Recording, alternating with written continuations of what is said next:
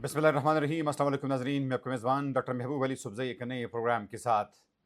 बिल्कुल नाज़रीन, पाकिस्तान और अफ़गानिस्तान के दरमियान मुज़ाकरात बिलाखिर कामयाब हो गए हैं, लेकिन इसमें जो टर्म्स और कंडीशंस तय पा गई है, तो फ़िलहाल सिर्फ इस बात पर इत्तेफाक किया गया है कि दोनों मुल्कों के दरमियान जंग बंदी का मुआहिदा तय पा गया है। जी हाँ नाज़रीन, 6 नवंबर को एक दफ़ा फिर तुर्की के शहर इस्तांबुल में ये मुज़ाकरात होंगे, लेकिन उस वक़्त तक दोनों ममालिक जो है वो एक दूसरे पर हमले नहीं करेंगे और ना दरअंदाज़ी करेंगे। लेकिन अगर हम पाकिस्तान अफ़गानिस्तान के मुज़ाकरात के हवाले से थोड़ा-सा तफ़सील में जानने की कोशिश करें, तो पाकिस्तान को जो मेन कंसर्न था वो ये था कि अफ़गानिस्तान की सरज़मीन पाकिस्तान के ख़िलाफ़ मुसलसल इस्तेमाल हो रही है। यानी मुख्तलिफ़ प्रॉक्सीज़ या फिर टीटीपी के लोग जिस वक़्त अफ़गानिस्तान के मुख्तलिफ़ इलाकों में मौजूद है, ख़ास तौर पर पाकिस्तान के बॉर्डर्स के नज़दीक उनके जो ठिकाने हैं, तो वहीं से पाकिस्तान के मुख्तलिफ़ शहरों जिसमें बाजोवल, जिसमें पाना चिनार, जिसमें जनूबी वज़ीरिस्तान, शिमाली वज़ीरिस्तान, पाकिस्तान की जनूबी अज़ला और खैबर पख्तूनख्वा और बलूचिस्तान के मुख्तलिफ़ इलाकों में हमले होते रहे हैं। पाकिस्तान ने बारहा ये मसला अफ़गानिस्तान की हुकूमत के साथ उठाया और उनको यही कहा कि आपकी सरज़मीन जो है वो पाकिस्तान के ख़िलाफ़ मुसलसल इस्तेमाल हो रही है, तो जो लोग आपकी सरज़मीन पर मौजूद है तो उनको पाकिस्तान पर हमलों से रोका जाए। तहम तकरीबन 6 रोज़ के मुज़ाकरात के बाद बिलाखिर एक मुआहिदा हुआ है और इस मुआहिदे के तहत पाकिस्तान और अफ़गानिस्तान एक दूसरे के ख़िलाफ़ कोई हमले तो नहीं करेंगे, लेकिन फ़िलहाल इस मुआहिदे में ये बात कहीं पर भी शामिल नहीं है कि अफ़गानिस्तान ने कोई रिटन एग्रीमेंट किया हो, कोई रिटन गारंटी दी हो कि अफ़गानिस्तान की सरज़मीन जो है वो पाकिस्तान के ख़िलाफ़ इस्तेमाल नहीं होगी। गो कि इब्तदाई तौर पर इस माहदे के 2 गारंटर्स यानी तुर्की और कतर की हुकूमत कम अज़ कम इस बात पर तो कामयाब हो गई है कि दोनों ममालिक के दरमियान एक माहिदा तय पा सके। नाज़रीन, आज से 2 रोज़ कबल पाकिस्तान का वफ़्द जो है वो जब इस्तांबुल से रवाना हुआ और जब ये वफ़्द जो है ये एयरपोर्ट तक पहुँचा, तो फिर एक दफ़ा फिर तुर्की के हुकाम ने उनसे ये रिक्वेस्ट की कि हमने अफ़गान हुकाम से बात की है और आप अब मुज़ाकरात का एक और दवर ज़रूर कर लें। पाकिस्तान का वफ़्द जो है वो एयरपोर्ट से वापस अपने होटल में पहुँचा, दोबारा मुज़ाकरात हुए और बिलाखिर मुज़ाकरात इस पॉइंट पर ख़त्म हुए कि दोनों ममालिक जो है वो एक दूसरे के सरज़मीन के ख़िलाफ़ जो है कोई कार्रवाई नहीं करेंगे। लेकिन पाकिस्तान की डिमांड्स के हवाले से अगर हम बात करें, पाकिस्तान ने जो 3 बुनियादी डिमांड्स अफ़गानिस्तान की हुकूमत के सामने रखे थे, जिनमें सबसे बड़ा डिमांड ये था कि टीटीपी के ख़िलाफ़ अफ़गान हुकूमत कार्रवाई करे, अपनी सरज़मीन को पाकिस्तान के ख़िलाफ़ इस्तेमाल ना होने दे और जो लोग पाकिस्तान के ख़िलाफ़ कार्रवाई करते हैं, तो इन हमलों को, इन कार्रवाइयों को हराम करार दिया जाए। अब तक पाकिस्तान की वफ़्द को यकीनन इन तमाम तर मुतालबात में कोई कामयाबी तो मौसूल नहीं हुई है, पाकिस्तान को कोई कामयाबी हासिल तो नहीं हुई है, लेकिन ये उम्मीद ज़रूर की जा रही है कि जब 6 नवंबर को दोबारा इन मुज़ाकरात का आगाज़ किया जाएगा, ये मुज़ाकरात रिज़्यूम की जाएँगे, तो शायद पाकिस्तान जो है वो इन मुतालबात को एक दफ़ा फिर दोहराएगा। लेकिन तारीख भी इस बात की शाहिद है कि जब आप मुज़ाकरात भी करते हैं, तो मुज़ाकरात आम तौर पर 1-2 नशिस्तों में या चंद दिनों में कामयाब नहीं होते। इसके लिए गारंटर वारंटर्स तो चाहिए होते हैं, लेकिन इसके लिए एक तवील तैयारी भी करनी होती है।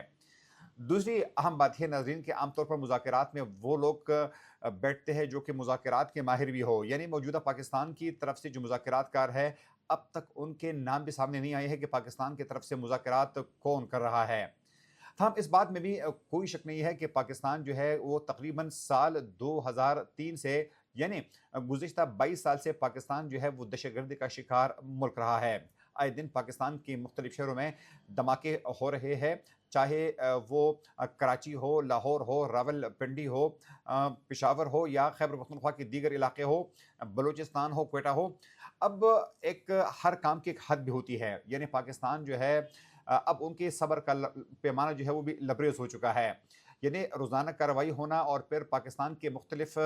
शहरियों को पाकिस्तान के जो कानून नाफिज करने वाले इदारे हैं, पुलिस है, उनको निशाना बनाना यकीनन पाकिस्तान के लिए एक मुस्तकिल दर्द-ए-सर बन चुका है। इसलिए तालिबान की हुकूमत के आमद से पहले जब अफ़गानिस्तान में अशरफ गनी की हुकूमत थी और उससे पहले जब हामिद करज़ई की हुकूमत थी, तो पाकिस्तान ने उनसे भी यही मुतालबात किए थे कि अफ़गानिस्तान की सरज़मीन पाकिस्तान के खिलाफ इस्तेमाल ना होना ही नहीं होना चाहिए।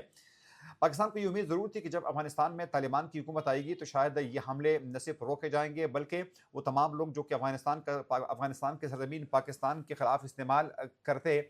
आ रहे हैं, इस्तेमाल करते आ रहे हैं, तो उनमें कमी भी आएगी या उनको मुकम्मल ख़त्म जो है किया जाएगा। लेकिन बदकिस्मती से ऐसा नहीं हो सका और अब तक का ये जो मुज़ाकरात है, ये कामयाब नहीं हो सके हैं उस तरीके से जिस तरह पाकिस्तान चाहता था। नाज़रीन, दूसरी स्टोरी आज आपके सामने रखेंगे कि आज हम आपके सामने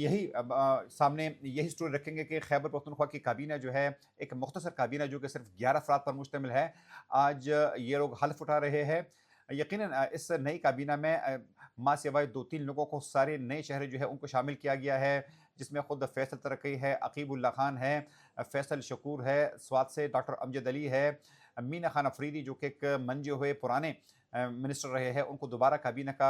हिस्सा बनाया गया है। फ़ख्र जहान है, रियाज़ खान है, ये वो तमाम लोग हैं जिनको शामिल किया गया है। लेकिन अभी भी तवक्कुआत के मुताबिक शकील खान, जिनका ताल्लुक बड़खेला से है, जिनकी अल-यमीन गंडापुर से नहीं बनती थी, जो कि जुनैद खान का राइट हैंड समझा जाता है, उनको इस काबीना का हिस्सा नहीं बनाया गया है।